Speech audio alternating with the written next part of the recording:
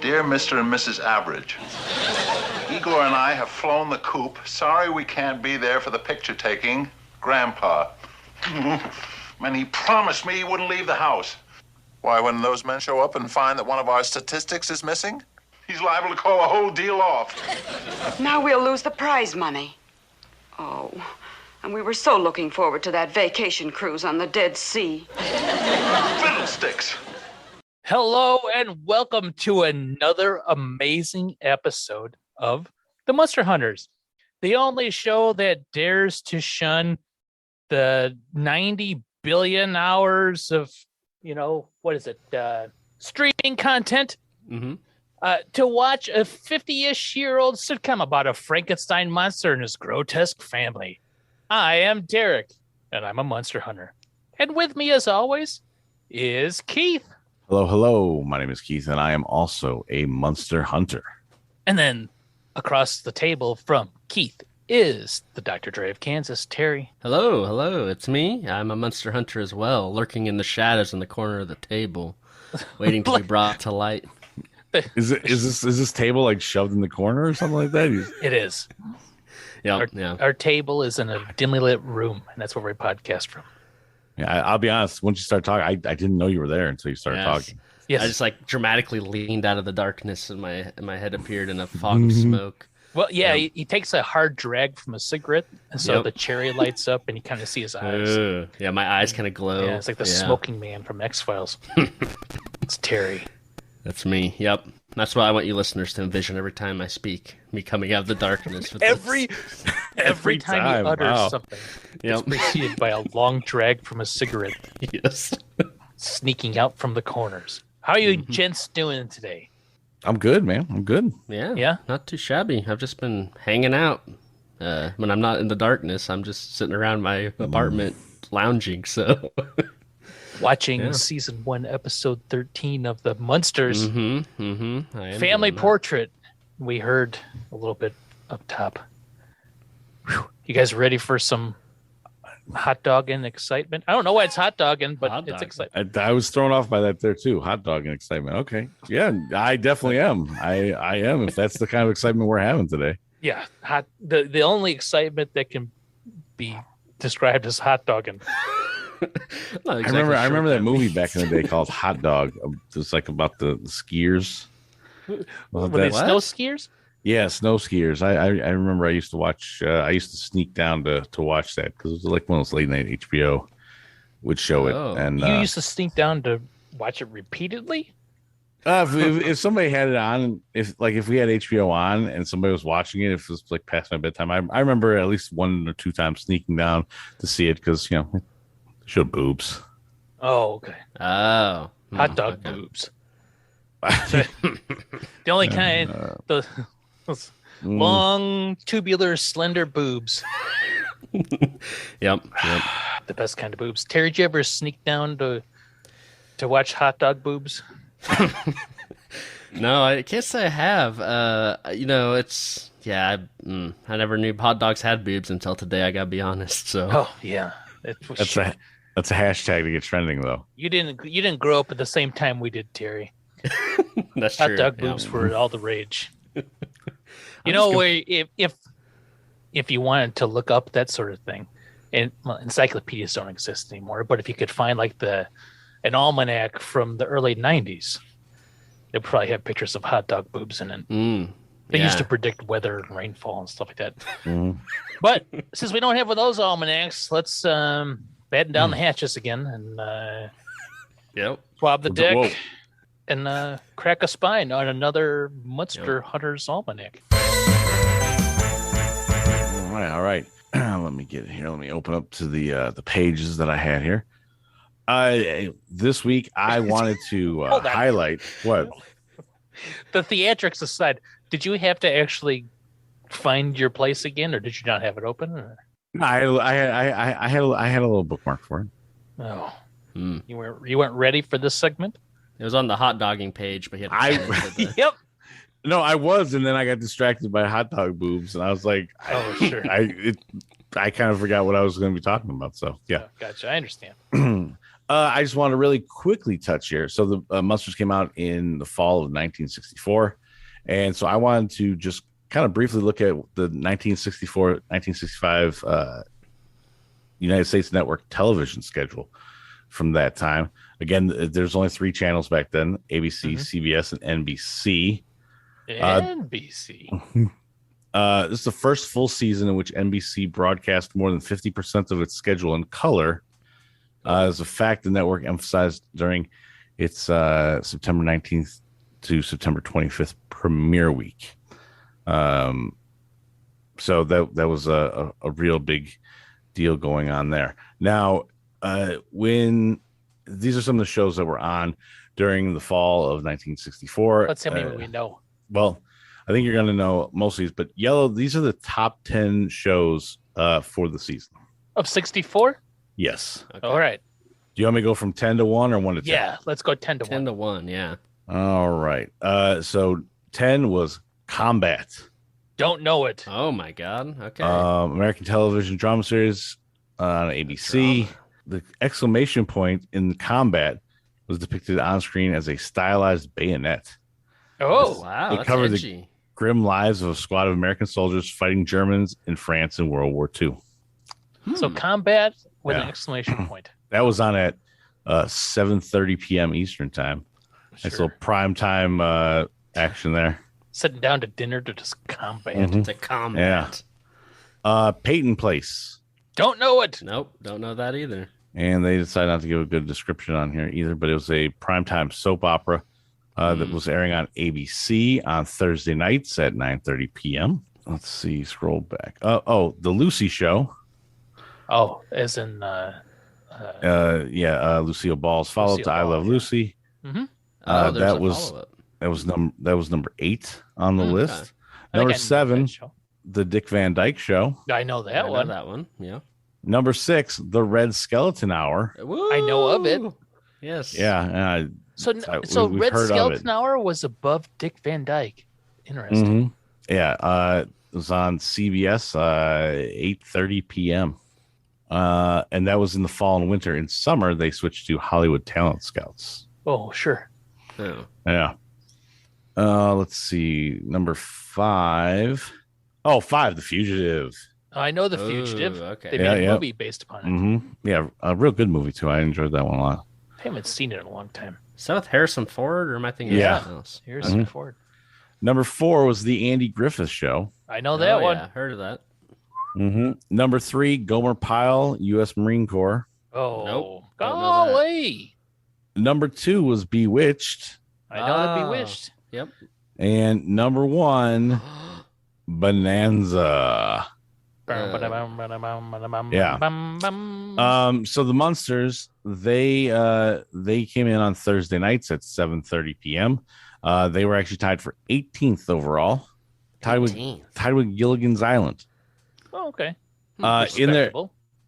so they were on CBS in their time slot. In the fall, they went up against the Flintstones, Oh, wow. and Yabba dabba doo. and then in the spring or summer, I guess they went up against Johnny Quest. Oh. Oh, wow. And they also went up against a Daniel Boone TV show. It came out September 24th, 1964 as well. And actually ran until May 7th, 1970. And it was like a hour-long show about Daniel Boone over on NBC. That's wild. Yeah, It's very wholesome family programming in this time slot. Perry Mason came in right after the Munsters on CBS. And then at 9 o'clock, Password came on. I love the password. Is surprised. So those were that's kind of the key things that were on at the time in fall of 1964, and then specifically Thursday for the Munsters went from their debut and what they had going on around them. Interesting. Yeah, I never really. It's weird. Some of those shows, we don't really talk. I mean, I guess we do a show about the Munsters, so that's why the Munsters is so heavily integrated into my life. But it's like I don't really hear about these other shows that much. I dream in Munster. Yes. But the more I think about it, it's like, oh yeah, it's because of the podcast and the algorithm. Google's like, oh, you like the Munsters, don't you? Oh no. Well, it's my secret is incognito mode. Yeah. I think it's too late Just for for when you're looking up the Munsters. Anything else Yes. you don't care about. Oh God, yeah. I have so many tabs of porn open. But the Munsters, shameful. Yeah. Shameful. Is that it? That yes, that is the end of this week's Munster Hunter Almanac Factoid Sheet of the Week. Factoid sheet. sheet. Man, Oh. every week it's something different, Keith. Didn't you call it the sheet once before? I didn't make that up. Sheet? I don't know. Maybe. I don't know. I like it, whatever it is. Yeah, it's the good. factoid sheet of the week. So you're like pulling these out of the book every time you read them. Yep. Yeah, I rip them up and I just throw them away right after. This knowledge will be lost to time after this. Yeah. Yeah, I don't ever. Preserving Yeah, it. I don't ever want to know anything else about. I don't want any of this like laying around my house when I'm done. So I just rip the sheet out of the paper or out of the book, and then boom, we're done. What you don't know about Keith though is like he's got a steel trap for mine. So, but it's limited space. So he takes this in and he's losing stuff. Kids' birthdays gone. What kids? What? Yep. the Thursday night lineup for CBS in 1964. Those are my new children. Yep. Yes. Yeah, was it Peyton Place? Mm-hmm. Yeah, that's Welcome my to Peyton Place. that's my oldest first and middle name. Peyton Place Gawla. Yep. Good stuff. Well, Keith,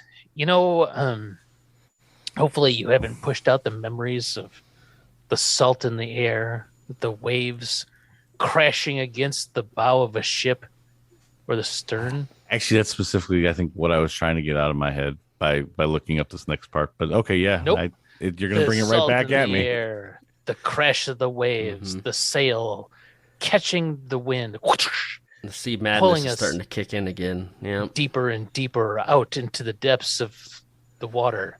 Yeah. Where Captain Terry says, "Don't worry, gang. We're out as far as we can go. It's time to go down, and we are going to the depths of hell with another scuba." Don't worry. Yeah, we're as deep as we can go into international waters. We're going to hell. What could go wrong, gang? Yep. Yeah. We're going What can go wrong? By the way, I like the idea, like, so we keep going deeper and deeper. That, like, I think by like when we get to the end of this, at like episode 70 or whatever, we should be popping out on the other side of the Madness. world.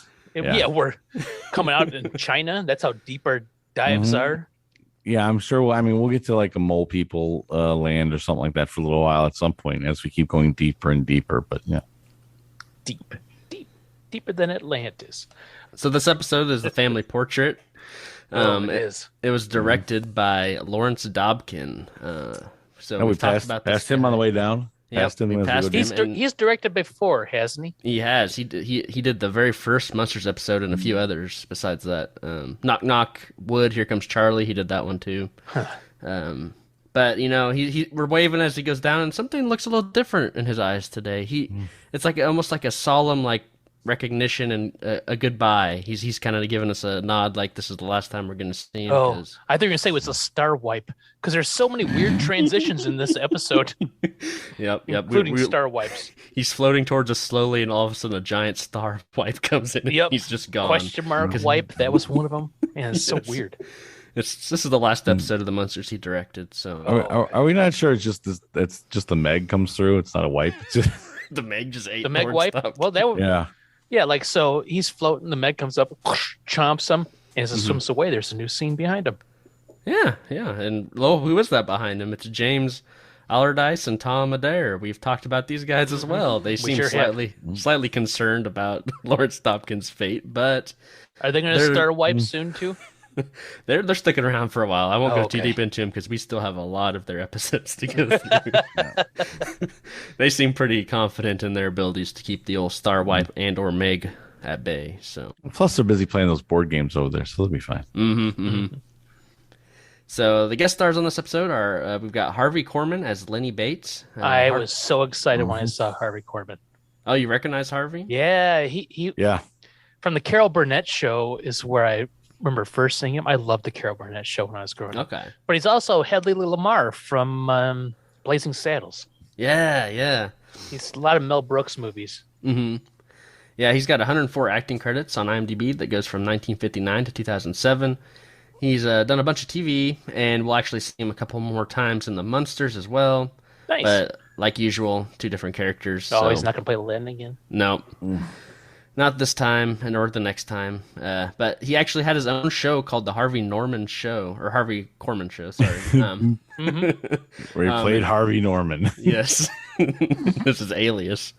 It was about like it was this like actor who he thinks really highly of himself, and he teaches lessons in his house. It was a sitcom. It only had 6 episodes though, so it must not have done too well. He was also in Lord Love a Duck, if you remember me talking about that. I do remember a few that. episodes ago. Lord Love a but, Duck. Yeah, Now we're gonna have to actually watch that because No we've way. got multiple people that are in there. No, we don't. it's in the Munsters canon now. Yeah, No. I mean, The Munsters verse. But he's been in some big comedies, like you said, Derek. He was in Blazing Saddles, Dracula Dead and Loving It. He was in that as well. And of course, the biggest comedy of all time, the Star Wars Holiday Special. Was he really? Yes. What was he in that? He was like 3 different people. He was like the chef who was like cooking, and then he was like 2 other names I don't remember any of the names in that show, but Wild. I know he was the chef with like the 4 arms trying to cook. Ugh, what a weird special. I don't even want to. Then we've got Fred Beer as Chip Johnson. Fred had 114 acting credits on IMDb, going from 1950 to 1984. He's mostly a TV guy with like one-off roles. His most reoccurring role was actually in the Days of Our Lives, which is like a long-lasting soap opera thing. It's got 14,339 episodes on Who there. was he on there? He was playing someone called Larry Atwood for 54 episodes. He was in there. I So don't know. that seems My pretty. wife used to watch Days of Our Lives.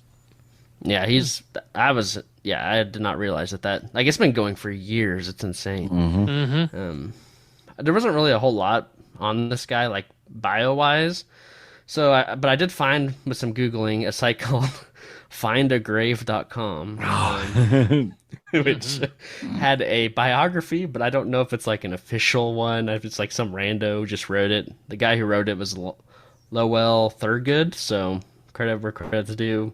I don't know if this is, like I said, it's probably like IMDb where just anybody can just throw whatever they want out there. But according to that, he has a degree in theatrical arts from UCLA and started doing a lot of theatrical productions. And he was also a male model in Forbes and a celebrity spokesman for Ace Hardware.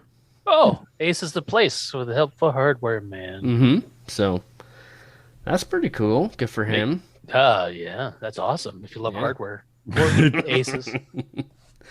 Then we've got Roy Robert as Mr. Morgan. Roy had 204 acting credits on IMDb from 1936 to 1975. Amateur. What an amateur. Only 204. So yeah, he was slacking. It seems like he was mostly a TV guy as well, like a lot of these Munsters people. But he had some recurring roles in some pretty popular shows. Each one was about 7 episodes or so. He was in Bewitched as the same character. He was in Beverly Hillbillies as the same character. But his biggest recurring role was in a show I'd never heard of called The Gale Storm Show. Oh, Susanna. No clue. You guys heard of that? Okay. No. No, I haven't. I can't speak for Keith, though. I've never heard of that either. He has. He's lying. He was in 89 episodes of that, and there's 127, so that's a pretty good chunk of them. There's 127 episodes of this show? Yes, it was a sitcom about a cruise ship director. So what was it called? Gale Force? The Gale Storm Show. Oh, Susanna. All right. But I was reading through his bio, and I found like a weird line, so I wanted to read that. It says, his silvery hair, perfectly trimmed mustache, nonplussed reactions, and take charge demeanor reminded one of the Mr. Monopoly character from the classic board game. So, Well, there you go. okay, sure, I guess so. He didn't really seem like he looked like that guy to me, but that's okay. I think they mean more just an attitude. Yeah. Sure. but Rich and well-to-do. I guess he was in Chinatown as well, which is a pretty big deal, so That's a good for movie. him. Yeah, he played the mayor in that, so Okay. yeah. I actually recently watched that. Oh, nice. Probably in the last 5-6 months. I don't think I've ever seen that. It's very good. It is good. Got Jack Nicholson in it. Oh man. I'm well aware of what it is. I just don't know if I've ever seen it.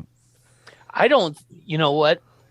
The outcome of the movie, if you have no idea, is rather shocking.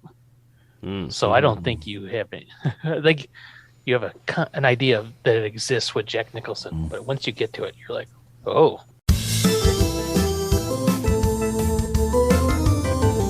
Yep. We can slowly start rising up. You know. Too late. I'm already on the as surface. fast as possible. I am Fast as bobbing on possible. the surface. My eyes, blood vessels in my eyes have exploded. We got some bandages on board. That'll be fine. Nice. Bandage up my eyes because now it's time to talk about season 1, episode 13, Family Portrait. And it gets a 7.6 on IMDb, which feels high. Can't wait for us to get to one where it feels like that should be right. Hey, that's about right. yeah. This one feels high. The synopsis is, and the synopsis is so batshit bonkers. The Munsters are the winners of a contest organized by a magazine as the American Average Family of the Year. Whew. 2 reporters are sent to the house in order to take a family picture, or portrait, I'm sorry. Wowie. Huge. What's up? All right. So the 7.6 out of 10, it's a weighted average.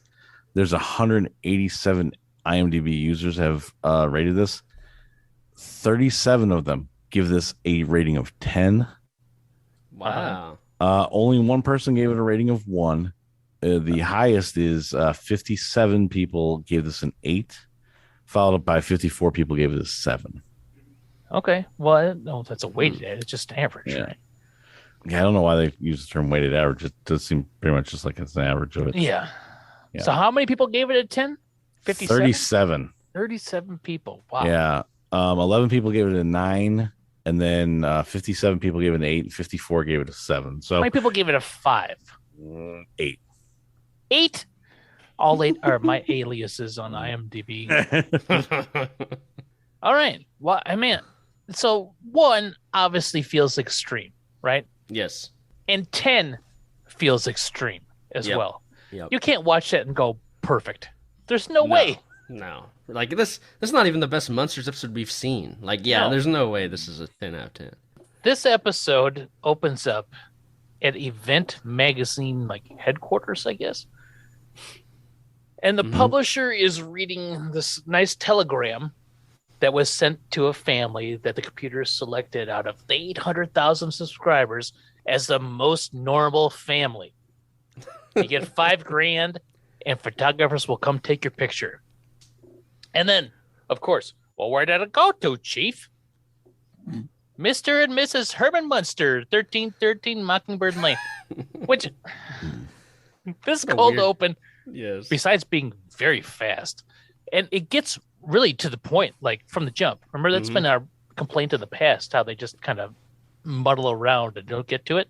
Yep. Mhm. They get right to it. They do. Here is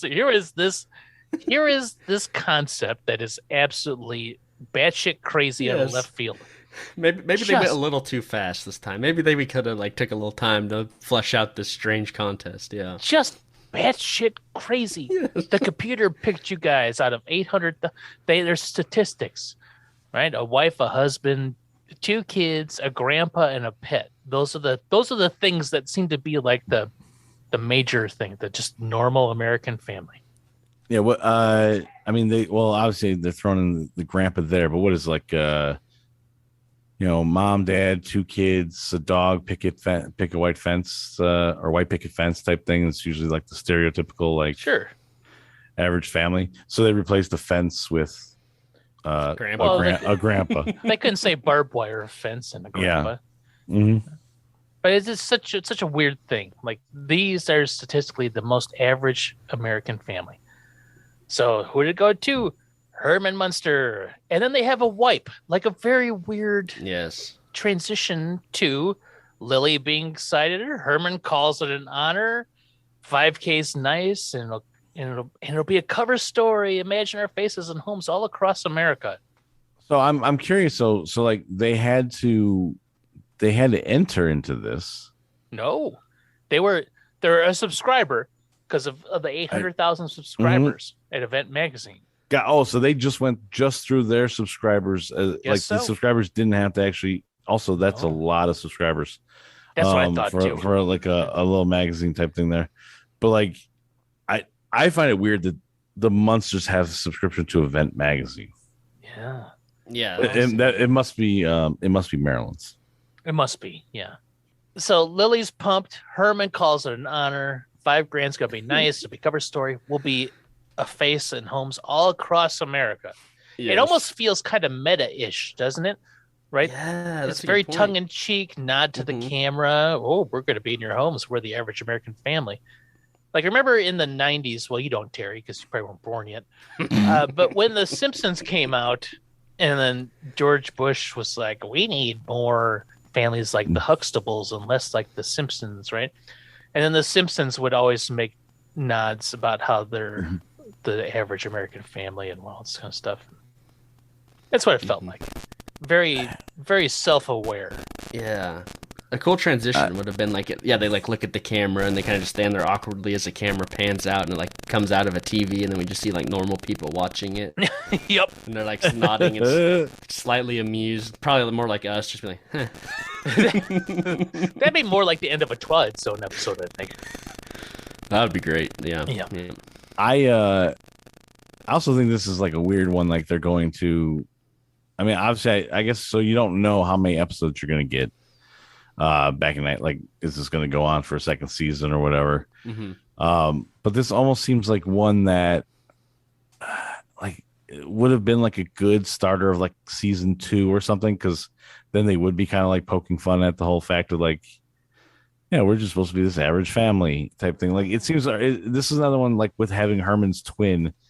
Seems like it's something early to go to in the series, but that's also because all of these like little trope type things have been done a billion times since then, and they probably didn't think too much of it then. I found it a little weird to go to this already. And I almost wish, and not to like just stick on this premise for too long, but I almost wish that it was like them trying like competing to get the award or something, because like oh geez, that'd be great. That would have been awesome to see them like they're like trying, they act like they normally would, quote unquote, and like the people are freaking out on the judges, so they're trying to like act more normal, and stuff like that, trying to realizing their behavior is weird to the judges or something. That would have been pretty. But yet they constantly still get by. Yes. Some weird technicality comes up that they still get by and they keep moving on. So we're talking like a talent contest, right? So they go up on stage, they do their stuff, and then their family just comes out and is worse for some reason. I kind of envision like the judges like come into their home. They're like, okay, you're like the 7th stop we've had today, and they're like going checklisting like how average are they, and then that's what I was kind of thinking. But no, we don't do that. Let me skip straight to they won. They're straight up. They're winners. Computer picked them out. The infallible computer, and then Herman says something to Lily like, with your charms and my good looks, I'm sure we'll be a smash. And then of course Herman does what? Looks in the mirror, and guess what happens? It breaks. And it didn't break with a cut, so they must have had something behind the mirror that broke it. It was very well done. Also the $5,000 that they say they can win, I do think it's like $45,000 now. That is a huge. It's a ton of cash. Yeah. And every, I'm going to say not every episode, but of the 13 we've watched, 10 involved money in some way. Either winning money, inheriting money, earning money from wrestling, earning money from inventions. And 5,000 is a number that comes up a lot. Yeah, I was just thinking that's how much Lily had gotten from, her mother or her grandmother dying. The gas company digging under their house. Yeah, that's true. It's always just like $5,000. It's money troubles, I guess. Maybe that was like it's either $5,000 or $1 million. Yes, Grandpa's always trying to get. Yeah, but I'll settle for 5,000. And so from there, mirror breaks. We get the song, same song, same opening. But if this is the last one with a Beverly Owen, it might be the last opening. Oh, I didn't think about that. Oh God, that's like this. So Keith, last chance. Was there anything new in this time? No, but I will be paying particular. I will pull out a notebook and write it all down. Different, so you won't have to pay too much attention. You think maybe they'll just like superimpose the new Marilyn in? Yeah, maybe. They didn't really have the technology back then, but they did have the technology for ADR in this episode, because as we heard in the opening clip, which is where we come back from the banger, there is ADR, right? So there's this like, okay, so we come back. There's a second telegram. Photographer and Porter will be there this weekend. Lily is going to hang drapes. Herman's going to get his suit pressed and his head bolted or blocked, whatever. Blocked? Yeah, I don't know what that means. Does he like have to get it like chiseled out, like I guess a flat shape? Because is he like a cone head naturally, and he has to like just keep it down? Yeah, maybe. That's bizarre. And then poor Beverly Owen or Marilyn, Herman looks at Marilyn and is like, "Oh, why don't you go to the beauty parlor and do your best," sort of thing. Yeah, this starts off a thing where I'm like, man, now that I know it's her last episode, I feel really, really bad. The last episode we had Ultra Egg shampoo. Yeah, I also think Herman's like doing it because he still remembers when she called him fat, or like wouldn't defend him when everyone else called him fat. He's like, why don't you go down and get the vulture egg shampoo thing? Yeah, I'll tell you, poor Marilyn though, man. And last she's just episode like, would have been good to like. I'll try. Yeah, she's so sad. Yeah. So then Eddie picks up a giant comb, which is clearly a prop that they found in one of the, prop department found somewhere. Like, oh, let's use this comb for something. So Eddie picks up the comb, turns his head away from the camera, and then in a voice that sounds different, like any other voice that's being recorded, says, "I'm going to comb the snarls out of Spotty," and then walks off with this giant comb. Clearly recorded at a different time. Not even attempted to make it sound the same. No, yeah. I wonder what he said originally. I don't know. Probably the same thing. Yeah, but maybe because he turned away, they couldn't inaudibly. Get it. Yeah. Oh, yeah, that could be. Grandpa, he decides he's not going to be around for this. I'm going to get out of the house. He is insulted to be called average. He's got the blood of princes and dukes in his veins. He's a genuine count. Yeah, he probably does have literal blood flowing in his vein. There's a prince on the last episode. He might have had a little bit of that in there. That Marilyn was very excited about. Not anymore. So Grandpa's insulted. Herman says Americans don't care about royalty, which is kind of weird. Say 100% do. Grandpa says he's making himself scarce, and he's just the one that can do it. When with a big puff of smoke that lingers for just long enough for Al Lewis to stand up and leave. The smoke dissipates, and then no more Grandpa. Herman, pissed, says it's ruined. Everything's ruined. They were chosen by statistics. We have to show 2 kids, a pet, an aging grandfather, and a bird. And then the clock, not happy. And he goes, "Not you, Igor." They're not going to use the literal bird. They're going to use their bat. Yep.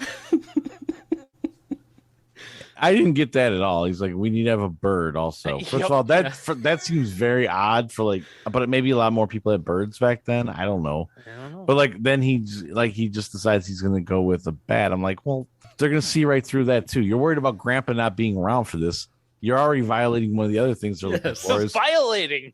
somebody has right. that you have a bat instead of a bird. words. I mean, it was only last year that a bat won New Zealand's Bird of the Year. So this was not, they were not ready for this stuff yet. It took another 60 years Yep. for the world to accept the bats as birds. So Lily is so upset. She says, I could just lie down and die. Beat again. And I groaned audibly. It's like, oh. So I guess she is undead, though. Yeah, we know that now. Yeah. So Herman goes to the basement to confront Grandpa. Grandpa is like, fuck off. I want nothing to do with this. Because this is such a weird thing that he says here. If they find out I'm average, what will they think of the fantastic life I've written about? So he's got like What does that novels? mean? So one is he been just writing down like a bunch of like outrageous shit that never happened, and they will figure it out now because he's on the average family thing, or did he do a lot of stuff and people just think he's average now? I think he made up a whole bunch of stuff is what I think. Boy, you're going like 3 steps ahead. My initial reaction was he's written things, like he's got books. That's what it sounds like. He's a New York Times best-selling author. Yeah. This was that Million Little Pieces guy that Oprah had on, and it turns out he wasn't a drug addict. Oh yeah, that felt like did he write Dracula? Like his like actual like journal entries? Yeah, I don't know. It's so weird, but yeah, he probably wrote down all sorts of fallacies, as Keith put it out there. Yeah, you never know. With Grandpa, I mean, he's in for a quick buck. He can make millions off these books, I'm sure. What will they think of the fantastic life I've written about? When did he's always worried about making $1 million? That would make a genuine vampire writes an autobiography. You think that would sell? That's a bestseller right Yeah. there. Yeah. Herman insists Grandpa to be there, and Grandpa throws a fit. I won't. He's stomping his feet like Herman does. Says he'll turn himself into a bone and bury himself in the backyard.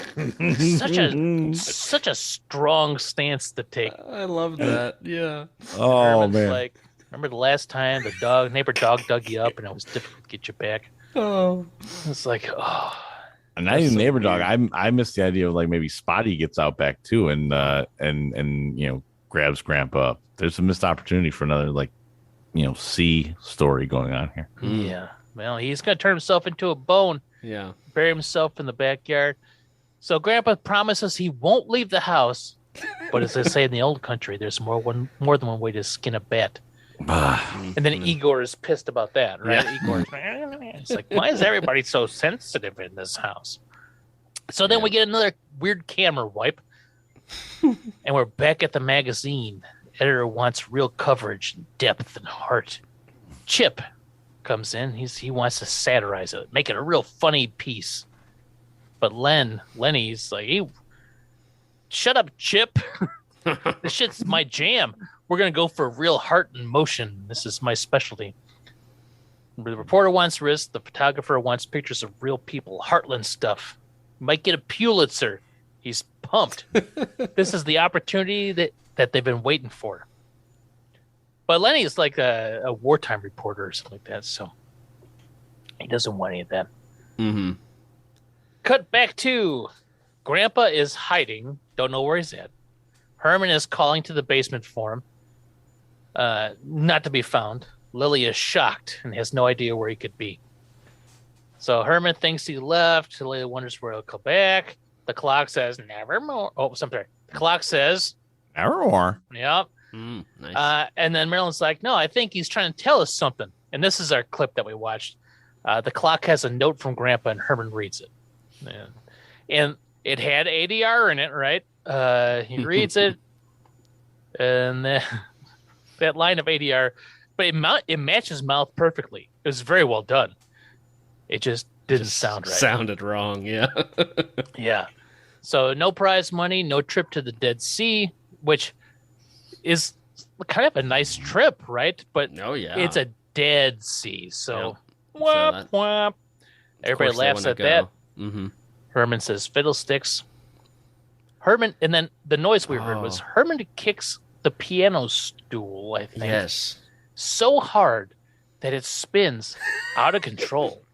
And very weird music plays at the same time. It's like a UFO flying away. Yeah. It flew right through the ceiling. And Lily was like, "Oh, Herman, whatever," because all this shit's falling from the ceiling. Marilyn, level-headed as always, it's like, "Listen, they won't be here for a while. I'll keep them busy. You guys go find Grandpa." And then Lily, with an ADR line, says something like, "I know all of his hiding spots," or something like that. It's like they just discovered like the power of ADR. Yeah, and wipes. We're gonna be using Screen this transitions and ADR. I don't know what happened in the first 12 episodes, but episode 13 they had a budget increase or something. Guys, this is Beverly's last episode. We gotta go all out. Wipes, ADR, man, like pull out all the big guns. Let's go. Yeah, they did it because man, they were like George Lucas wipes. It's like left to right, right to left, up to down, down to bottom, question mark, star, star. So many wipes. So every scene had a wipe to it, I think. Yeah, I think so too. Yeah, it was very much overdone, I think. Now we get to the Boy, this is such a weird episode because now we get to see all the stuff that Keith's been wanting to see the entire time. What? Herman and Lily out in the world. Yeah. Yes. Because Herman and Lily, they're in the Munster coach driving around, and they go to a restaurant for some reason because sometimes he comes here for a bite to eat. Okay. Yeah. I was hoping there'd be like a cool name for it, but I don't even remember what the name was. It was Oscars with a K. Yeah, it was nothing exciting or cool. Like, makes sense to why Grandpa likes this place. Really, it's just a normal food place, I guess. Sure. Restaurant's full. There's a guy at the cash register. And then Herman comes lumbering up to the restaurant. And he gets within eye shot of the window. And everyone freaks out. Dude throws the money in the air. Reasonable reaction. Pigtails stand up on end.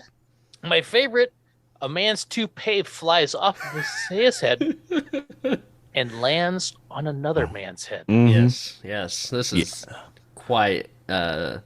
I'll go and say it. This breaks the laws of physics. This should not be happening. No, this is quite the display. Yeah. This was my favorite part of the entire episode. Is this whole little sequence of okay, just the whole overall sequence of all the weird stuff that continues to happen when Herman shows up places. Yeah, and adding to it, I mean, glasses melt before the desks turn to cardboard. Pigtails fly up in the air again. That's happened now multiple times. But then toupees go flying. Well, the toupee flies straight up and then comes from camera left, right onto it. Like it gets tossed like a frisbee onto their guy's head. And also has that same weird music that the piano chair thing had. Yeah. Right. So that all happens, and then chaos as everybody goes running out. And then for some reason, I noticed this. I don't know if you noticed either. But the chef was out in the mix. Like the chef was amongst the people. There's a guy with a chef's hat on. Yeah. So the entire restaurant empties out the back door. Yep. Very weird. I just thought of this. Why shouldn't this have been like a blood bank or something? Wouldn't that have been more fun? Yes. Sometimes Grandpa likes to eat here, and it's like a blood bank. Yeah. A plasma donation center or something like that. Nope. No, it's just a normal restaurant. Oscars with a K. Yeah. And the only reason I know that is because it was written on the wall of the back door they all ran out of. Oh, yeah, because they do a very clear scene of them going all out the side, right? Yes. Yeah. Just out of... within an eye shot of Lily, but she doesn't see him. No. And Herman doesn't see any of this. Yeah, he's like, it's empty. He didn't see anybody sprinting. He didn't see the mass chaos, the money flying, they ketchup must have flowing. terrible food, is what he said. Yep. So then they go. And now this one was my favorite because they pull up to a manhole. Yes. And Lily says sometimes he goes down here to enjoy the damp earth. Yes. In the sewer. Very strange. This is great. Yeah. So Herman lifts up the sewer, the manhole cover. He seems to struggle a bit with it too, doesn't he? At first, but then he just picks it up like it's nothing. He's like, Grandpa. He's not here. There's somebody else down in the There's sewer. something down there. Who's down there that Grandpa goes to hang out with? That's what I want to know. That was maybe one of the funniest parts of this episode for me. Yeah. It's just, the weird sewer man. That's like, It was so strange. nobody's here. He ain't here. But then at the end, It's like, because it's like a call and response. So like Herman calls down, the guy calls back, and then he goes, "Sorry," and then he goes, "It's all right." So which was a thing, right? Yeah. The little guy with a hand puppet. Sorry, it's all right. Sorry, it's all right. And that made Herman very happy. He even giggled to himself about that. you loved it. Yes, Yeah, he's like, maybe like- "Ooh." Yeah. Like he wasn't going to do that, but then the opportunity presented itself, and then he did it, and he was so pleased with himself. Mm-hmm. Yeah. Next, they go to the zoo. Sometimes Grandpa comes here to feed the wolves. Oh, this Okay. is a zoo. I thought this was like a park, so that Yeah. makes more sense. Yeah. It said zoo. Oh, I missed that. Okay. So they walk by. A woman sees them and points, and then a dude goes, "What?" and then hangs from a tree limb. He doesn't climb the tree. He just hangs from the lowest branch possible, which was weird choice. Yeah. I think he was like, because he wanted to jump into her arms, but he was like, he was worried if you were Yeah. able to hold him. So, Mhm. yeah, it's weird. Oh, you know what? We forgot to do this. We forgot to talk about the reporters pulling up. Now this Because is they did. also a weird development. yeah, So the reporters pulled up, and they're freaked out by the house. Yeah. And then Chip was like, "I've seen direct hits that look better than this." They go to the door, and Lenny's having second thoughts. Maybe I should call the home office. I don't see anything average about this. And then Marilyn answers the door, and Chip's like, "Neither do I." Hubba hubba. Oh, boy. Yeah. Mhm. Oh boy. Yeah. Chip immediately makes everybody uncomfortable. Oh Yes. yeah, Comes on very Woof. strong. Yeah, this is Mhm. not, don't like that. no. So Marilyn invites them in. Chip is the kind of gaga here. He's very aggressive, very whatever. Yeah. So she's gonna show them to the room for the night. Yeah, so these guys are staying with them? They don't get Yeah. a hotel? They're coming Not to going live to a with hotel. them? They're staying at the Munsters. Yeah. And so Chip is like, "Man, we are staying at the house." Very attractive young lady answers the door. "This is how my assignments go. I am Yeah.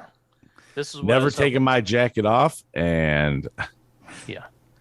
Chip was very into this, and he heads off with Marilyn, just long enough for Lenny to look over and see Eddie come out of a door in the wall, Yeah. and then walk into a cabinet that was like 2 feet away from the wall. yeah, Such a weird, such a weird moment. and he blinks like, kind of like blinks twice at like, huh? Mm. Yeah, it's just like there's so many little like ways to get through this house, Yeah.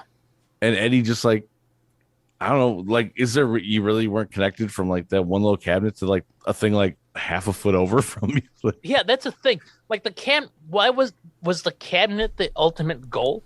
It's like, oh, I want to go sit in my cabinet. So he follows the secret passage through the wall to the door next to the cabinet.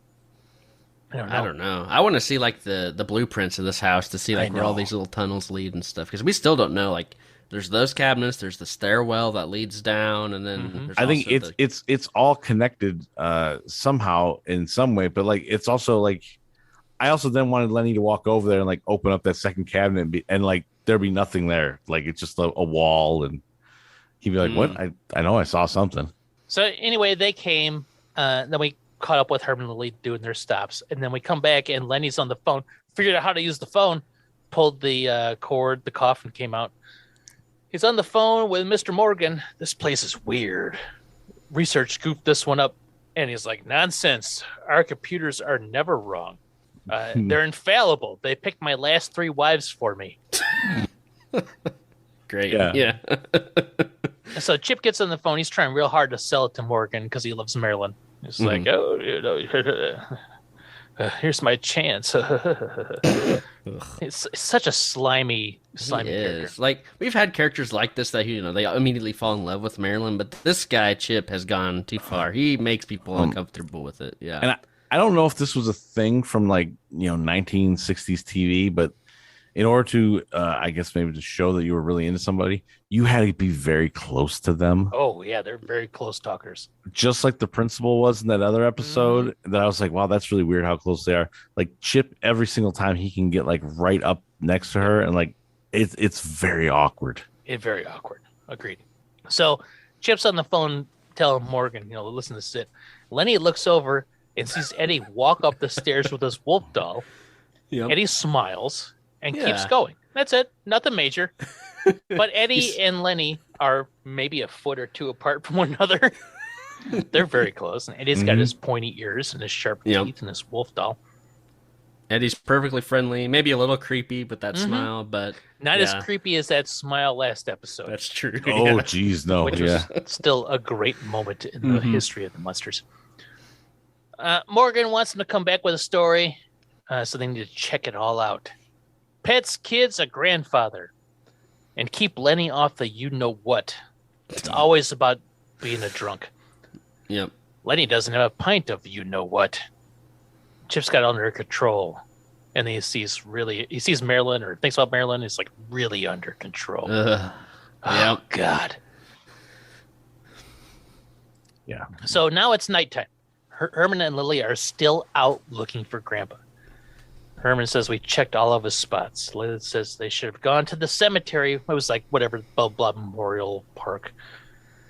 But Herman says that's 10 miles as the hearse drives. All right, you're in a car. Just drive over there. Yeah. Whether you're in a hearse or a regular car, just drive over. It's very easy to do. 10 miles, maybe 10, 15 minutes. Just go over there and check it out. Come on. Yeah. Because what does she say? Grandpa likes to do? He likes to pick flowers? Yeah, or something? for his buttonhole. And I'm glad she said the tin of button, because I was like, what? She really, good emphasis on the tin. Yeah, he likes to pick flowers for his buttonhole. But Herman's like, nah, it's too far. And Lois like, fine, we'll look in the morning. Then Herman's like, if we don't find him, it's goodbye to that $5,000. He's really into that money. Yeah, it's goodbye. He doesn't want to have to go scare up other rent. He needs to get that. No, if they can't produce Grandpa for these pictures, it's goodbye to that $5,000. And then Lily's like, Herman says, how could a man who's 400 years old act so childish? It's a good line. Yeah. Next scene, Igor and Grandpa, they're in the attic? I the guess, basement? yeah. I think they're in the attic, yeah. They're in the damn house. Yeah. All they do is look in one of the other rooms. I don't understand what the problem is. They didn't check the whole house before going? Yeah, no. That seems pretty crazy. And they didn't go in the basement. They just called in there. Yeah. He could just be being quiet. And they're like, well, he's not down there. Did you look? No, but he didn't respond. He always responds, sort of thing. So weird. Yeah, and he's just laying upside down playing dead, I guess, is the plan. I don't know. Yeah, he's hanging from a giant bird perch. And he tells Igor, also, be quiet, just play dead for right now. Yeah, we'll just play dead so they can't hear us. We just gotta hang around here until they're gone. Play dead. Great. So then Chip is getting all up in Marilyn's business about antiques. And Marilyn's like, well, I'll show you some. And he gets real aggressive. And he's like, I can't remember what he says. He's like, hopefully somewhere in the dark corners. Yeah, he wants to be in a dark corner where no one can see them or something. Yeah, it's weird. Yeah. And I wrote down, and Marilyn says, you know what? Fuck this. Yeah. I'm going to bed. Actually, I'm going to go to bed. Yeah, I'm not hanging out with you anymore, you creep. What's keeping your partner? It's getting late. He's like, he's unpacking cameras. And they show Len in the room with his cameras, and he hears a door squeak. He looks in the hall, and he sees Grandpa scurry down the hall and goes into a trap door behind the suit of armor. Grandpa was just telling Igor to stay and be quiet and play Ted. Yep. Yet, he's like, I gotta just scurry down the hallway like Eddie did. There's no visible reason for this to happen. No. Grandpa's just restless, I guess. Yeah, I don't know. It's just so random. Yeah. Yeah, but there's that spinning trap door behind the suit of armor, so he does that. Oh, and you're just like, Jesus. So Chip's really being obnoxious to Marilyn. She's sitting in Grandpa's chair with some tea, and she looks very annoyed. But it's the Grandpa shares an electric chair, right? So Chip's like, oh, really fascinating antique. Where's this early San Quentin? And he laughs, right? He thinks he's funny as hell. And Marilyn just rolls her eyes. Yeah, she cannot get out of there fast enough. She's like, No. I'm sitting here. I just need to leave. Where is your partner? She dislikes this man a lot. As do I. Same, yeah. So Lenny calls for Chip. It's like, Chip. And he's like, oh, there's the reprieve from the warden or from the warden or governor or whatever. Mm-hmm. He's going to see what he wants. Marilyn says, and he's like, well, make sure you stay here. And she's like, yeah, I'm going to go to bed. And then he says, all right. And then he tries to lead in for a kiss. Ugh. For what reason? Not sure. But Marilyn's like, nope. And she puts that cup of tea right in front of her face. I wish she would have flung it at him. Just busted him over his head. Now that would have been a great send off for Marilyn, just taking this guy out. Yeah. And so Chip's like, yeah, whatever. So Chip finds Lenny investigating the suit of armor. A man got into this thing and turned into a suit of armor, is what he said. Like, what? So he didn't even see what he saw correctly. No, exactly. So Chip looks at it and is like, no, there's nothing. I guess next you tell me that you saw little men. And Lenny's like, well, now that you mention it, I saw one scurry off and another one go up the stairs. So Chip tells Lenny that he needs to get a good night's rest and shoves him into the room. Right when he shoves him into the room, who comes home? Lily and Herman. They're home, discouraged. How many places are in this town for a man to bury himself? Mm-hmm. Herman is so mad he could blow his top. What does And that Lily mean? says, don't do that last time. It's always so messy. Does Herman What just does that even blow his mean? head up? Gonna blow his exactly. His head will blow up. And then he's got to clean it up. Every what time my hand touches brain, I'm Superfly motherfucking TNT. It's exactly what it is. So Lenny and Chip in the room. Lenny has a secret flask of the binoculars, which I enjoyed. It's like, no wonder you're seeing little men. Let's go to... I have never seen little men while inebriated. I don't know where that comes from. Me neither. The pink elephants, the little wolf boys, you just don't see them when you have a few drinks. No, I've never experienced I think that you either. need something a little bit harder than that. Maybe some mushrooms or something, probably. Yeah. But not.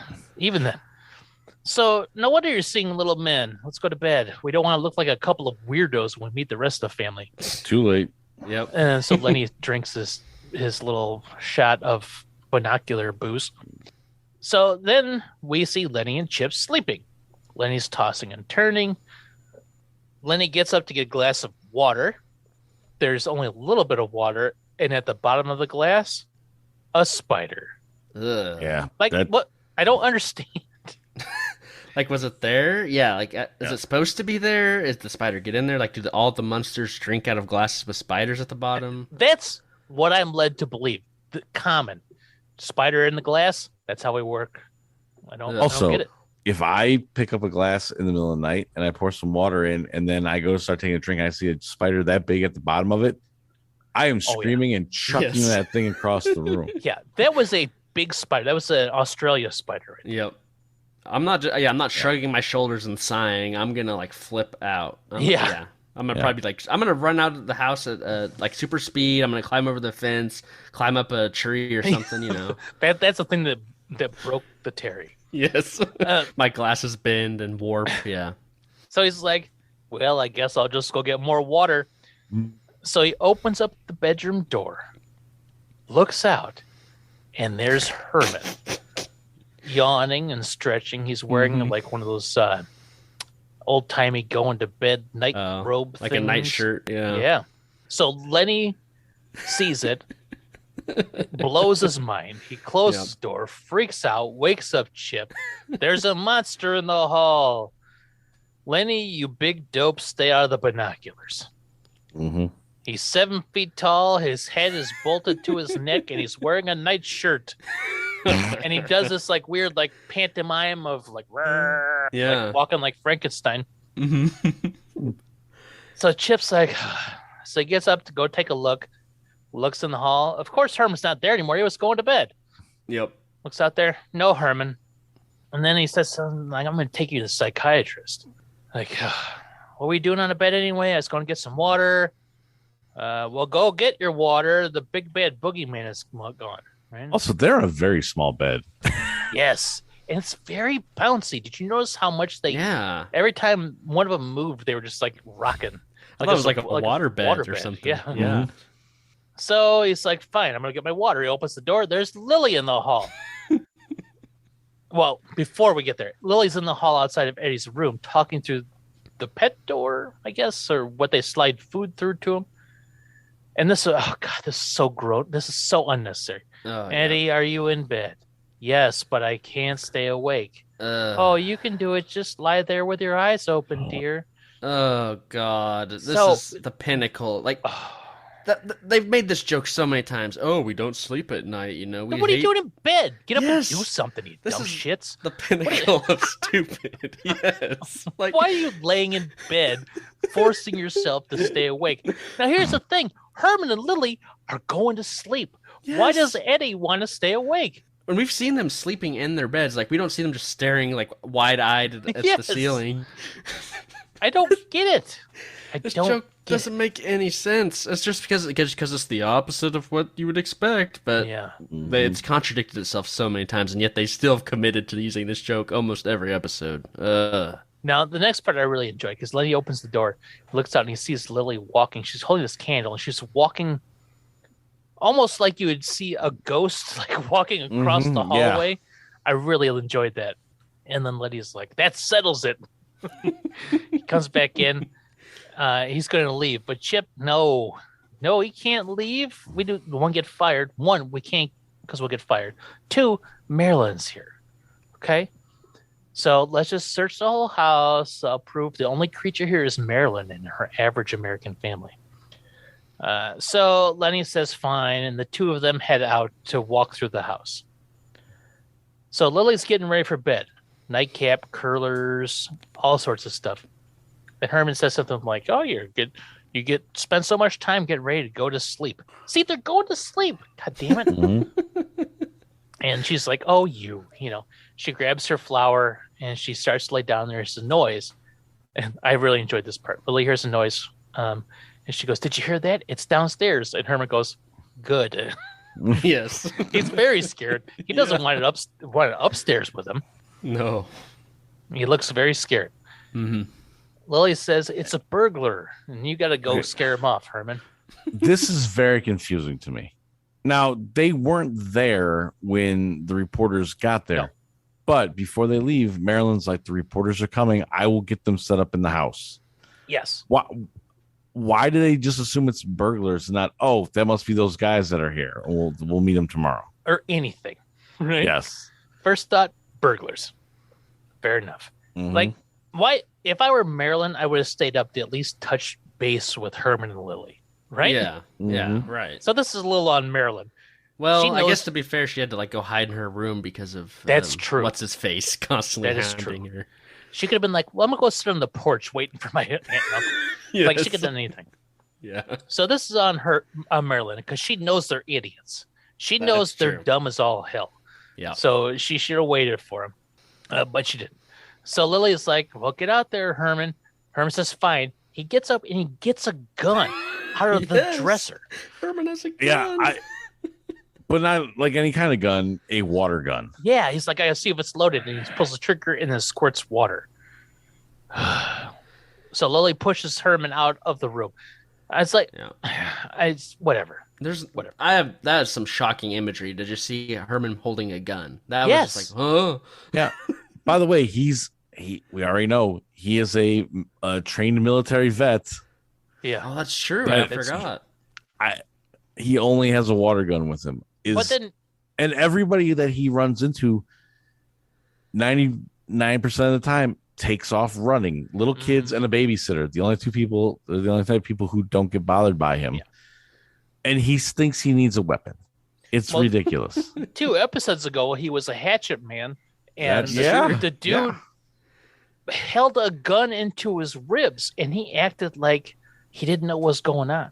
Yeah. Like, what are you doing with that? What's that thing? He doesn't even know what it is. Yeah. Yeah. So whatever. So Lily pushes Herman out. Herman goes down the stairs, walks one way. Here's another example of 2 episodes ago, same thing, right? He goes down the stairs, goes one way. Then Lenny and Chip come in from behind, just missing Herman, right? Then Herman walks by, pets the cat, and walks off.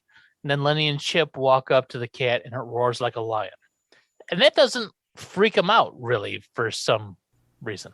Lenny is creeped out by the electric chair. He's like, maybe it's plugged in. We better get out of here. Grandpa comes up from the dungeon. So we see him before hanging with Igor. Yep. We gotta stay here, play dead, so they don't find us. Then later he comes out of the wall and goes in the trapdoor, and now he's coming out of the dungeon. So Len and Chip, they go upstairs agreeing, like, oh, we didn't find anything, but there's footsteps. I'm like, oh, this is really weird. And Grandpa keeps walking. They stop. Like, I hear footsteps. Oh, it's just our footsteps.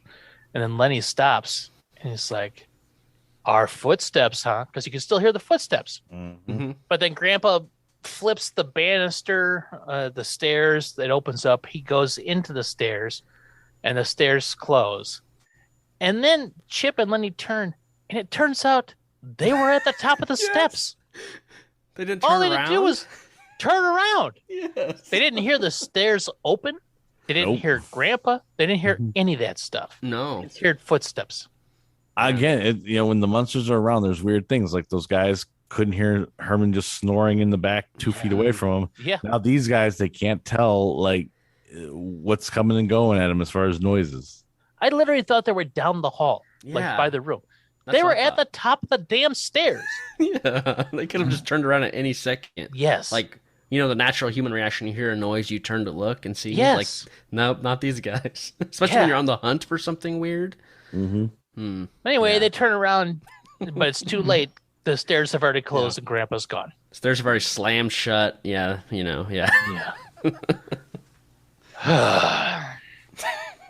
So Chip's mad at Lenny because now Chip's kind of spooked. So Lily comes out of the room and sees the men, and she screams. And then they see Lily, and they scream for some reason because she just looks like a person. She in my mind, I saw her as like, wow, she looks very normal. She looks overly done, like she's very attractive, just coming out looking for. She's holding a candle. She got a bat pendant on again, right? Yeah.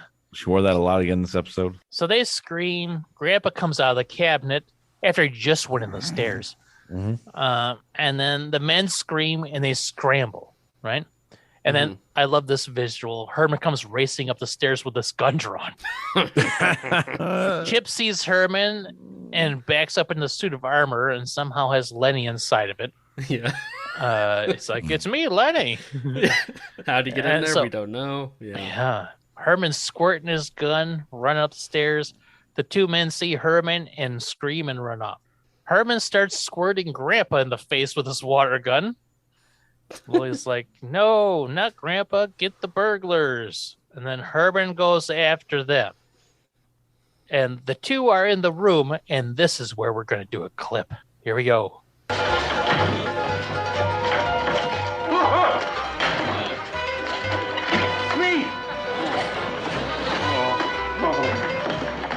Herman comes in.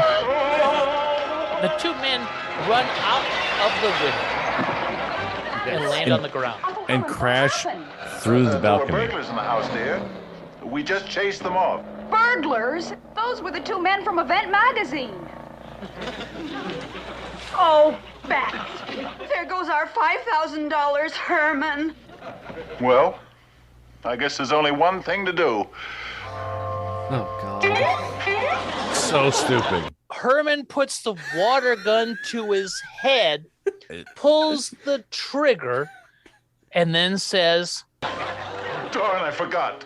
he was going to blow his brains out. Over $5,000. Yes. He was ready to end it all right there. Yeah. Okay. The two guys running out the window, crashing through the balcony, Yes. made me laugh. Oh, that yeah. part there, I was like, "Oh, come on!" Like I had the exact, like such a shift from me laughing to going, "Oh, come on!" That was, It was like, like dark. cartoonish. Yeah, I was like, wait, what is he doing? And then it's like, oh, and then yeah, okay, I was like, I thought he was just making a joke, like a Herman, like doing a joke. But then he says, I forgot it wasn't loaded or whatever, and then it's forgot it was weird. a That's a water weird joke to make. Oh my God, he was going to end it all over $5,000. Is that what they mean? Maybe that's what they mean when before when they're like, don't blow your top because it's messy. Oh, because he's done he this. shoots himself on occasion. Oh Jesus! Oh, and that's why he has a water gun now. Like they took. Oh my God, dark. They're like, well, if we're gonna have a gun in the house, we better make one that won't let Herman kill himself. That's horrible. Herman, now I'm concerned for this man's health, his mental health. Jeez. And then Grandpa laughs at Herman for not blowing his brains out. And then Herman squirts him with a water gun. Oh boy, that was such a weird joke. So weird. Mm-hmm. So now we star wipe to Len and Chip are in a phone booth, and they're on the phone with Mr. Morgan. Boss, I saw them. They're monsters. You've both been in the binoculars case. Get back there and get the picture, or you're both fired. And then Chip's like, "Nope, you heard the man. Back we go." That was it. That's literally it. They're like, I guess if we have to, because we cut to Event Magazine has a photo of the Munsters. Yeah, and we're already there. Yeah, that's like we just straight cut to the end. Like if it's a rush, like the beginning was super rushed, and then it's like, oh, we're done. All right, cool. Yep. And then 4 lenses cracked before we got it. I finally used the strongest one we have. The one for elephant stampedes. I don't understand what that means. No, because a strength of a lens is usually like the zoom amount, right? Yeah. Mm-hmm. It's not the durability. It's not a rifle. It's not like we tried to kill him with 4 different guns and nothing worked. Then we got the elephant rifle. I'm picturing like like lenses of like like normal glasses. He had normal ones, and then you got like Harry Carey level ones, and like so they went for the strongest lens possible. It's just like this thick piece of glass. Yeah, it is so weird. Yeah, but what would it have to do with elephants stampeding at you? Like that it won't break if it's stepped on. I don't know. You're not going to be in the thick of an elephant stampede getting pictures. You'll be at a distance, which would need high magnification, which would imply the strongest lens you have. Anyway, Morgan goes, "It's magnificent." And they're like, "What?" We've shown the average American family celebrating all sorts of shitty holidays. Christmas, Easter, blah, blah, blah. Susan B. Anthony's birthday, which made me chuckle. This is they even have like Arbor Day in there and Flag Day. Yep. This is the 60s. They didn't have like National Taco Day or like give your teacher a pizza day. They didn't have that shit. No. And so they're digging the barrels here. And they're like, this is the first Halloween. I'm like, okay, boys, you're brilliant. Send the 5K to the Munsters and pick up a $1,000 bonus from the cashier on the way out. So they earn their money, right? $1,000. That's a good deal. 7-10 grand or whatever, right? Mm-hmm. So that was interesting. Then we cut to the Munsters. They're looking at the cover photo. And Herman's pissed because it says it's a Halloween. Yeah. Lily didn't know that. And no, she can't read, I think. And Lily goes, "This is how we always look." Eddie's like, "Yeah, we put on masks and try to scare people at Halloween." But then Grandpa opens up the magazine and see it must be a mistake, typo, because here's the Pierpont von Schuyler's, a very waspy as fuck family. And here's the picture of them on the just this white bread, white Anglo-Saxon Protestant family, much like the family that Herman ate their Thanksgiving dinner. Mm-hmm. But there they are. This is a terrifying family for Thanksgiving or for Halloween. And I was like, this is it. This is how they end, on a joke. No. And then Grandpa goes, should we sue? And I'm like, oh, they're not going to end. And Herman says, nope, we should laugh it off. And everybody's like, what? How do we laugh it off? And then it comes back to this meta thing where Herman says, look, here we are, the average American family, and I think we owe it to the country to keep our sense of humor. And then he laughs at his own joke. Yeah. Oh yeah, he has that They big had weird a laugh. legitimate joke 15 seconds earlier that they could have ended on and be like, oh, they did a nice job. Yeah. But nope. They had to have Herman say, we're the average American family now. Yeah, that's a horrible zinger. Yeah, It always is. It always is.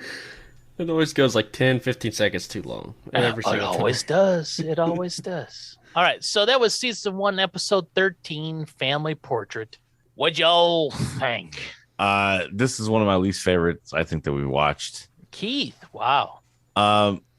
Well, there's some good. I mean, there's some decent stuff. Chip and Lenny, I really like a lot. Mm-hmm. Like, I like the goofiness of the two of them. Like, Chip puts that his like coat on all the time to like even walk around in the house, which just I thought was a weird thing as well. However, at the same time, Chip is super creepy with Marilyn. Chip's terrible. It And was awful.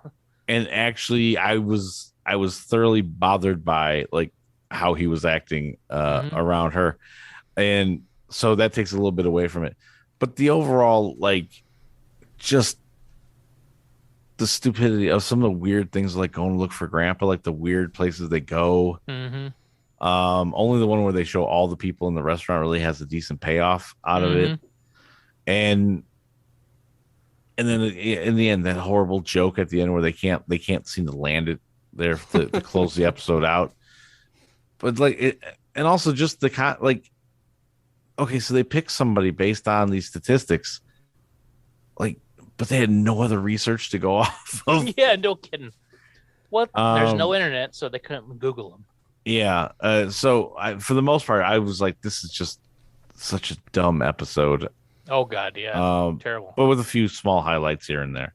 What about you, Terry? I'm the same. I thought this was pretty bad. It was not.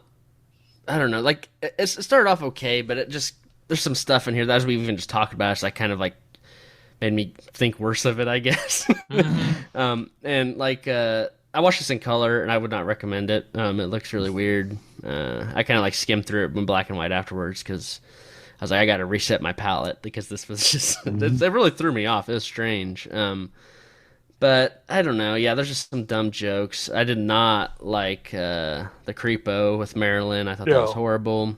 And then there's just some weird imagery with like Herman and a gun that like kind of unsettled me a little bit. So. I don't know. I don't know if it's the worst we've seen, but it's definitely low tier. I would say low tier Munsters. Yeah, this is for me. I agree. Well, both of you, 100%. It didn't even have like a high quality joke in it to like make you go, okay, that made me chuckle. Nothing made me chuckle. Maybe the manhole cover bit. Oh, that was good. Yeah, a little bit. That's all right. Funny. Sorry, it's all right. He ain't here. Yeah, and even that was. I think the funniest part was the ADR, like the weirdly balanced, incorrect sounding audio that was placed over. Was the best part of this episode, I think. I don't know.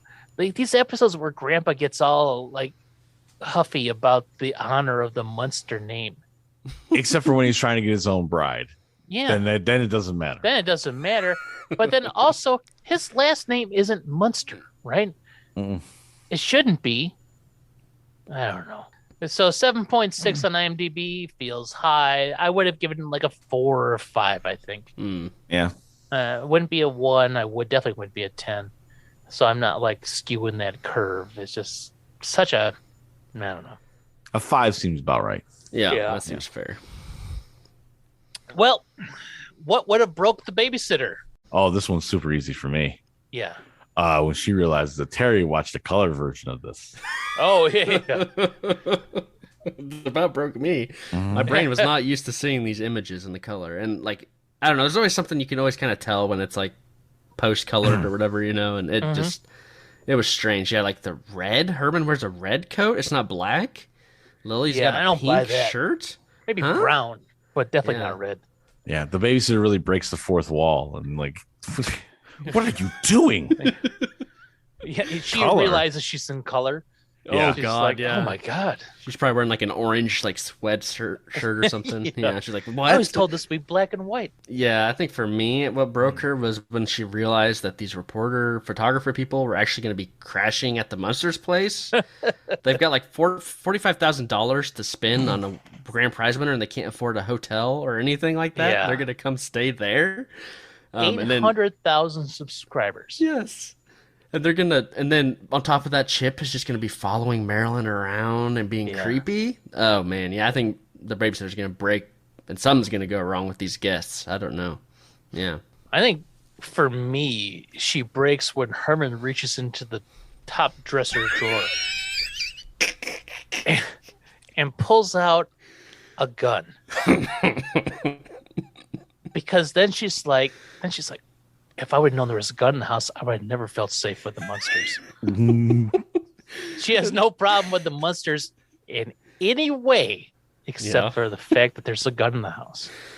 It's like, oh, she Yeah. lost a lot of respect for Herman at that moment. And It's she like, might you have. don't need a gun. You're a giant goddamn monster. Yes. She knows it. She's fine with it. Yeah. She just, the gun? Oh, You know, it might break her too to see Herman like raise it up at his head like that and just be like, Yeah. I wish it was loaded. And Oh, it broke me a little bit there because I was like, oh my gosh, this is what they mean when he blows his top, and now there's a reason why he has to have that water gun there. You know, Like, I think at that moment the babysitter would stay strong and she'd be like, Herman, we're gonna get you somebody to talk to, buddy. yeah. Suicide jokes are never great. even if you're already dead, Yeah. because you're a bunch of parts. Oh, that's true. Yeah. Yeah. Like, I don't mind Gala's humor and darkness, Mhm. but that one felt a little bit much. Like, Yeah. he was going to blow his brains out, except for the fact that, oh, yeah, it's a water gun. There's a way to go about it, and like the tone of this episode did not match that joke at all. No, not at all. No. Woof, woof, woof, woof. Oh, right. Well, that was another one. Man, so Yeah. 13 down, what, 59 to go? Oh God, yeah, something like that. 57. I think there's 72 episodes. Well, it's a shame, 59 Beverly. to go. Sorry that you got to go, but you know, hopefully the next person will be as good, I guess. Oh, yeah. I mean, look, at least they made sure that she knew that she the people thought she was very attractive. I guess. I guess. Yeah. I'm intrigued how this goes now, because Pat Priest is Marilyn for the rest of the way, right? Yeah. Yeah. She's been Marilyn much longer, but this, yeah. You know, I guess I did not realize it was this quick into Yeah. the run. She just Um, did not want to be part of the Munsters anymore. Yeah, Not that because of particular the Munsters, brand of just- humor. Yeah. She missed her family, and that's Yep. fine. I get that. Fair enough. Yeah. what if she was really still on board until Herman did the thing where I forgot, Maybe it was a little. and that was it. And she's like, I can't do this anymore. Or maybe, We're yeah, done. just like, wait, so my part is going to start to be like regulated to just being chased around by creepy men all the time? I don't know if Yeah. I'm going to do that. Yeah. What happened to the prince from last episode? Now all of a sudden I got Creepo, who's going on photo assignments and probably like hitting on every chick that he's staying at their house. Last episode would have been a way better send off for her. Yeah. Mm-hmm. Keith, Yes, sir. what do you got to tell the people? Oh boy. What I gotta tell people, tune in tomorrow. If I'm looking at the calendar right, the pop-up film cast has returned. And folks, it is a doozy. We got pop-up film Chris, I do believe, going on. And it is it gets out of hand very quickly. First time hearing of this. I wish. Yeah. Pop-up film casts, super summer spectacular rolls into town, and we grabbed 3 Chris's to help us kick it off. And I can't explain much of it to you except to tune in. That's fair. That is fair. Yeah. Terry, Also, while you're wanting to listen to that, go back through, check out the back catalog of That Was Great, Wasn't It? Just last week, I talked to Mom, Susan Silo from Pro Stars. It was a very fun little interview. We recapped the whole season. We named our series MVP. We gave an overall rating to the show. It was a really good time. But go ahead. There's 14 episodes of that, and listen to it. And that way, maybe I'll decide to do more. Just not Hammer Man. Wait, what? Hold on. Yeah. Hammer. There Hammer Man was a man who got some magical shoes. Yep. I think the people want you to do this, Keith. I don't think you can. By people, you and Derek. Those are the only people that matter. Yeah, exactly. But what about you, Terry? I've got Run the Reel. That's the movie podcast I do. We finally kicked off our Paul Thomas Anderson. I think I've mentioned it a few times before, but our category. And you said there's a new format too. What's the new format? There's a new format. So we're breaking it up a little bit. We're gonna like talk non-spoilers at first. Usually it's about like the first 10, 15 minutes or so, and then we'll break into like the story, the plot, cinematography, all that kind of stuff. So we kind of break it up into chunks, so that way, if you don't like spoilers, you can still listen for at least a little bit. So you're gonna jog the reel for a little bit, and then you're gonna really run it. Yeah, I like that. Jog the reel. Jog the reel. Fast walk the reel. Yeah. Yeah. Power walk at the mall, the reel. And then Power walk at the mall. Wow. And then we'll run it. Yep. After that. Well, what about you? What about you, Derek? You got anything going on? Nah.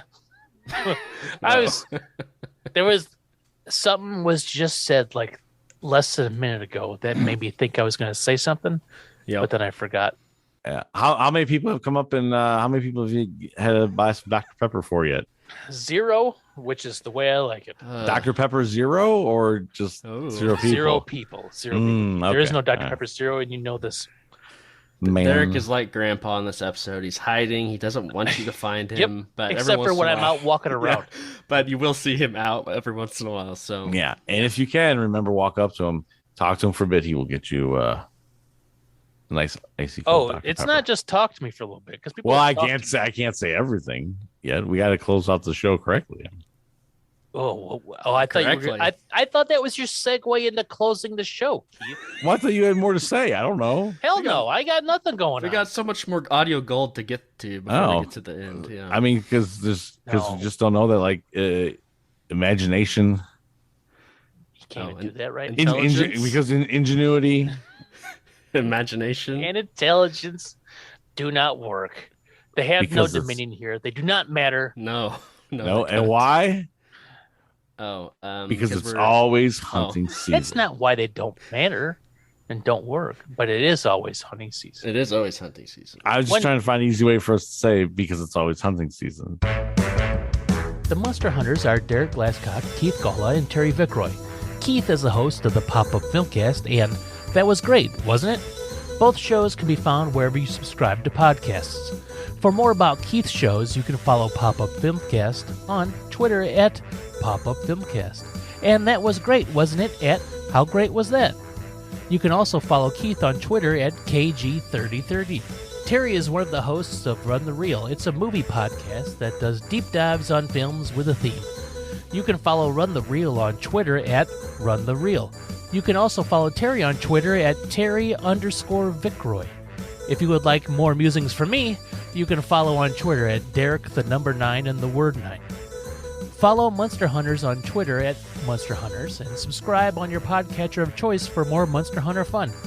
Munster Hunters is mixed and edited by me, Derek. All original music is composed and mixed by Terry Vickroy, and executive producers are me and Keith Gawla. The Munster Hunters is a Krispy Dodo production.